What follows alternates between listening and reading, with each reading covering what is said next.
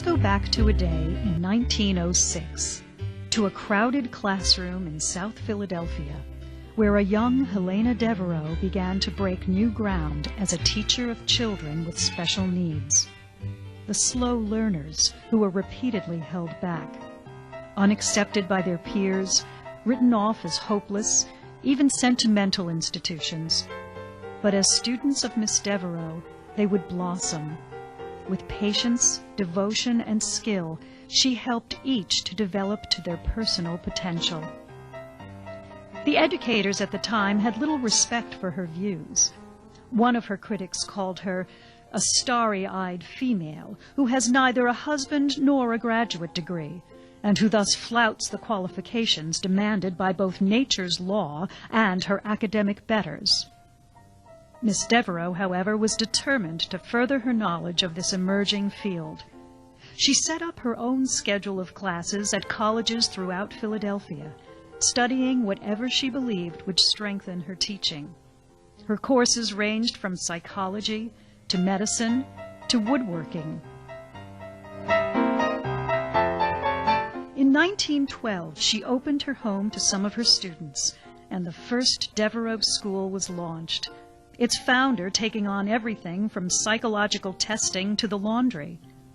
She later left the public school system and, with borrowed funds, rented a larger house in Devon for $100 a month. Struggling to meet expenses, she earned money by truck farming, while neighbors donated milk for the children. Within the next year, enrollment doubled, and she was able to hire 2 teachers and a housekeeper. With the help of her supporters, she acquired more and more properties, and by 1938 was granted a non-profit charter by the Commonwealth of Pennsylvania, thus establishing the Devereux Foundation. She eventually transferred all of her property and assets to the foundation and became a Devereux employee.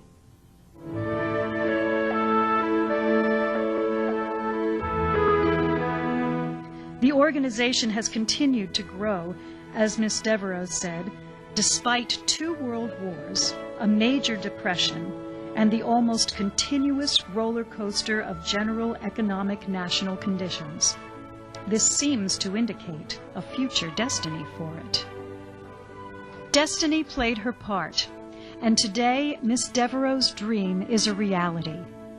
From a few students in that Philadelphia classroom, Devereux has grown into the nation's largest non-profit provider of services for people with special needs, with treatment centers across the country.